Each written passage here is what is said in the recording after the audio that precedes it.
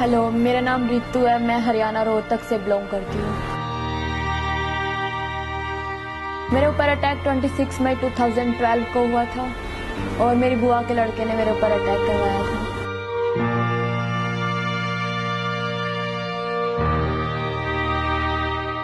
मेरा नाम रूपा है, मैं यूपी से हूँ। मेरे ऊपर अटैक 2008 में हुआ था, 2 अगस्त को रात को 2:30 बजे। मेरे ऊपर अटैक मेरी स्टेप मदर ने किया था।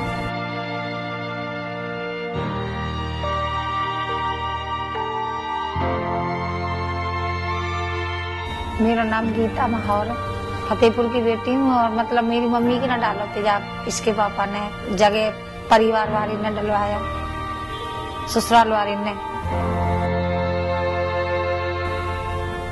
मेरा नाम नीतू है, मैं आगरा से हूँ। जब मेरे ऊपर अटैक हुआ था जब मैं 3 साल की थी, आज मैं 24 साल की हूँ।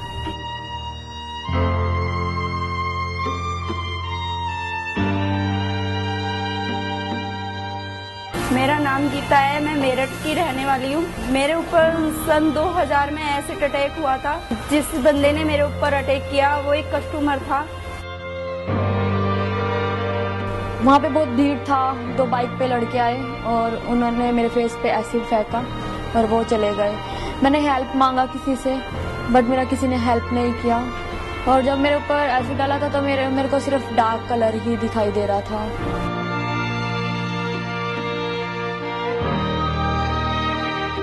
फिर अटैक से एक दिन पहले मैंने हमेशा की तरह सो के उठी, सारा काम किया। बहुत थक गई थी। काम करने के बाद 11:30 बजे के बाद उन्होंने मेरी चारपाई रूम के अंदर बिछा दी। कहने लगी आज तो यहाँ पे सोएगी। तो मैंने बोला मैं नहीं सोऊंगी।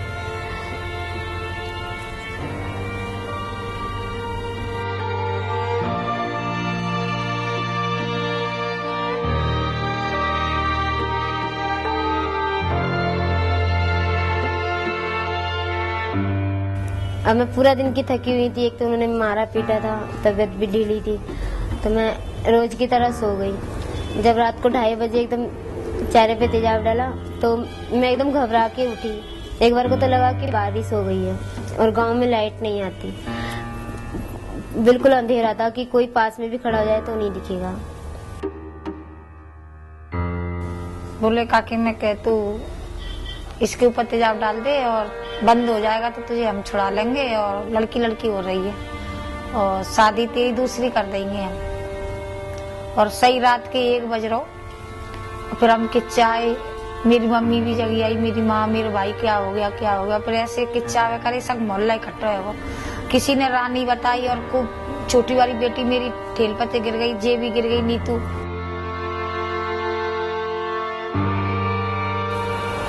मैंने उसके हाथ में एक डाबर च्यवनप्राश का डब्बा तो देखा था। जैसे ही मैं घूमी, क्योंकि जिस टाइम पे वो आया था उसके हाथ में था वो डब्बा।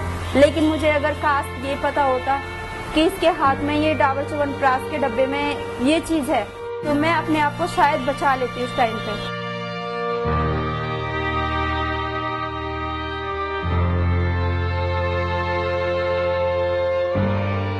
उसके बीच सबसे पेनफुल ये था कि जब भी मैं सो के उठती थी तो मेरा आई की जगह आई नहीं दिखाई देता था। जैसे गर्मी में चॉकलेट मेल्ट हो जाता है वैसे फेस हो गया था।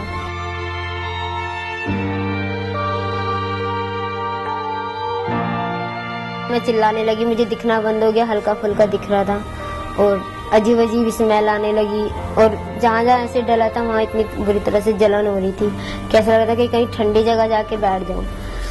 लेकिन ना तो किसी ने मेरा चेहरा धुलाया, ना ही मेरी मम्मी बाहर निकल के आई, कोई भी नहीं। चुपचाप सब लोग सुन रहे थे। तो फिर वो थाने में ले गए, तब बयान करे। फिर मैं हॉस्पिटल ले गई, फिर मैं होश नहीं हो। फिर 3 महीना में 2-2.5-3 महीना में इमरजेंसी में मेरी मम्मी ले आई तो मैं होश आया। फिर मैं होश आया तो 4 महीना बाद छुट्टी दे दी। सही नहीं भाई, छोटी वाली बेटी मेरी खत्म हो गई 1.5 साल की, वो 2 महीना जी। डॉक्टर बोले काके मैं कह इसको नीतू को जो भी कुछ मांगे जो खाने को दो इसको, ये 8 दिन के बाद खत्म हो जाएगी।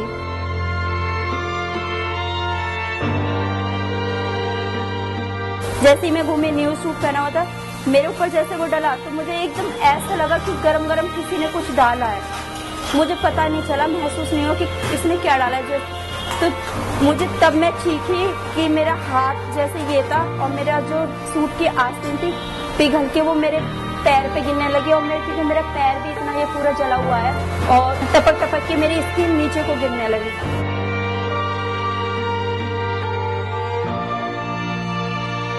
मैं अटैक से पहले मैंने 10th करके मैं +1 में गई थी और मैं वॉलीबॉल खेलती थी और मैंने स्टेट लेवल तक खेला है। शुरू से मेरा मन पढ़ाई में था और मैं पढ़ाई करना चाहती थी। शादी के बाद भी मैंने 9th क्लास रेगुलर की, मेरी बेटी होने के बाद में भी। तो 9th क्लास रेगुलर करके मैंने प्राइवेट फॉर्म भरा 10th क्लास का।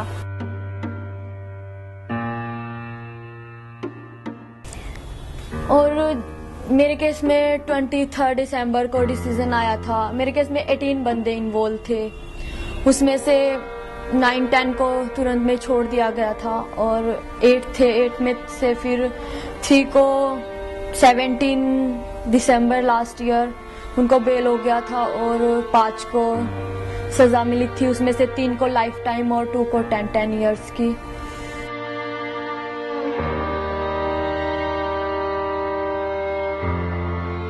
पापा ने 2-3 महीने के बाद आए तो मुझे पता चला कि मम्मी जेल में है।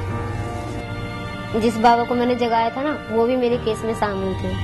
मतलब 4 जेंट्स उनके साथ मिले हुए थे जिनके साथ उनका अफेयर चल रहा था, वो भी और 2 हमारे रिश्तेदार में से थे। तो 5 जेल में थे, 4 तो बेल से निकल के आ गए। मम्मी 1.5 साल के बाद आई थी।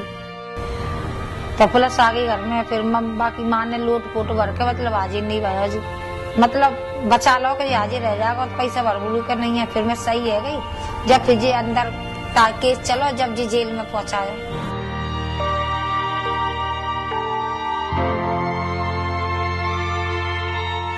और मतलब कि मैं फर्स्ट टाइम गई थी कोर्ट तो मैं फेस कवर करके गई थी और सेकंड टाइम गई थी तो फेस ओपन करके गई थी। मतलब कि कोई भी सर्वाइवर शायद अपने अटैकर से नहीं मिलना चाहती होगी, बट मैं अपने अटैकर से मिलना चाहती हूँ और उससे पूछना चाहती हूँ कि तूने मेरे साथ ऐसा किया क्यों। बट कोर्ट में भी आया तो उसने सेकंड टाइम जब मैं फेस ओपन करके गई थी तो उसने मेरी तरफ देखा भी नहीं था। बस मैं चाहती हूँ कि उसको इतना रियलाइज हो जाए कि वो आगे मेरे साथ जब भी बाहर आए मेरे साथ ऐसा ना करे या और किसी और के साथ ऐसा ना करे।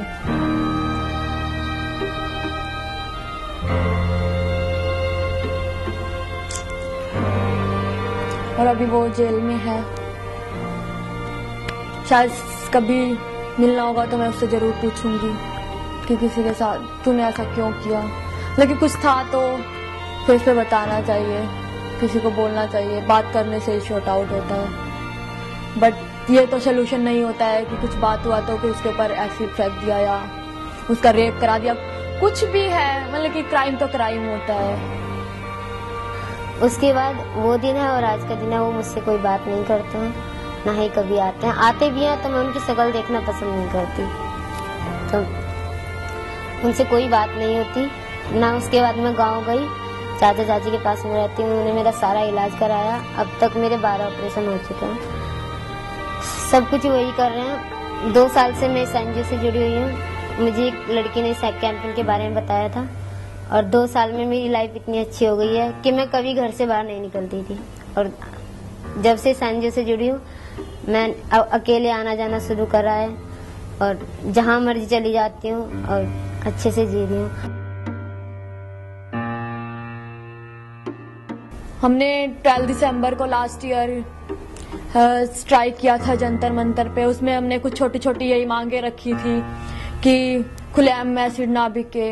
हमारे ऊपर एसिड अटैक हो रहा है, ये रोका जाए। तेजाब बेचना बंद नहीं हो रहा है। हमारे साथ में डिमांड ऑर्डर आ रहा है, फिर भी कुछ नहीं हो रहा है। एक तरफ हम अनशन पे बैठे हैं तेजाब रोकने के लिए और दूसरी तरफ तेजाब चल रहा है लड़कियों के ऊपर। हम यही चाहते हैं जब तक लड़ते रहेंगे, जब तक एसिड अटैक बंद नहीं हो जाता।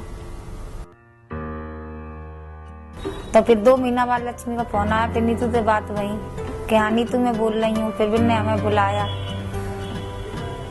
तो सब आलू भैया मिले, लक्ष्मी जी मिली और भैया मिले, यतुल फतुल बहुत अच्छे तनिया से प्यार से बोले और खूब इज्जत मतलब खूब गले से लगाए।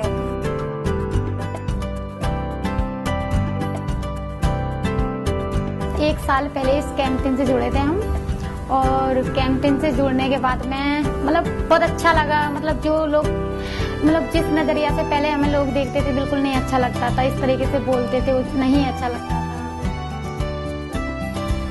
मैंने कहा ठीक है, लेकिन भाई अच्छे दिन आए हमारे कैंपेन से जुड़ने के बाद में। और कैंपेन से हम जुड़े उसके 6-7 महीने बाद हमारे लिए सीरोज खोला। अब सीरोज में हम 5 लोग काम करते हैं, मतलब रोज आते हैं रोज जाते हैं, अच्छा लगता है एकदम। बैग टांग के आते, जींस पहन के एकदम से अच्छा लगता है। और पहले थे वही घर ही घर में रहते थे, सोचते थे क्या है क्या नहीं है। मतलब ये है कि नई जिंदगी मिली है हमें ये।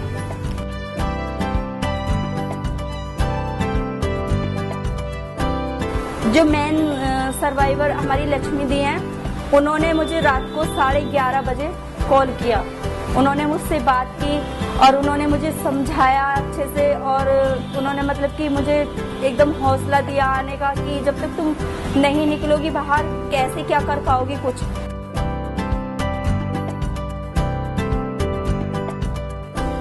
और मैं शुक्रिया करना चाहती हूँ अपने पूरे कैंपेन का, जो आलोक दीक्षित का, आशीष शुक्ला का, और मतलब कि सबका। उन्होंने कैंपेन स्टार्ट किया, हमें इतना सपोर्ट कर रहे हैं, दिन रात मेहनत करते हैं। उनको ये भी होश नहीं होता कि हम खा रहे हैं या कब सो रहे हैं, लेकिन वो दिन रात हमारे लिए इतना मेहनत करते हैं। आज मैं एक अतुल भैया जो मुझे फैशन डिजाइनर की ट्रेनिंग दे रहे हैं, और मैं कपड़े डिजाइन की ट्रेनिंग कर रही हूँ। और इस कैंपेन से मुझे बहुत कुछ मिला है। मुझे नई जिंदगी मिली है, जीने का हौसला मिला है। और ये मेरे लिए कैंपेन बहुत लकी है, एक परिवार से भी बढ़कर।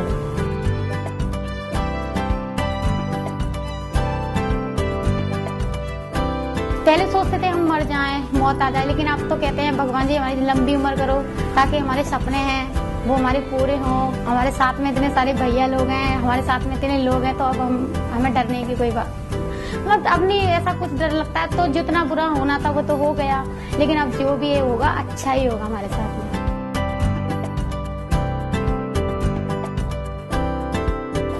लास्ट में ये बोलना चाहती हूँ कि जो लड़कियां नहीं निकल सकती हैं अपने ये जिनके ऊपर अटैक हुआ है, उनसे यही गुजारिश है मेरी कि वो भी बाहर निकलें और अपने आप को बाहर निकल के अपना जीने का नया हौसला ढूंढे और इसी हौसले के साथ आगे बढ़े। मैं ये चाहती हूँ जो जहाँ तक भी मेरी बात पहुँचे, जो भी सर्वाइवर मुझे सुने, कि अपने लाइफ में फाइट करे, अपने हक के लिए लड़े और सामने आए। धन्यवाद।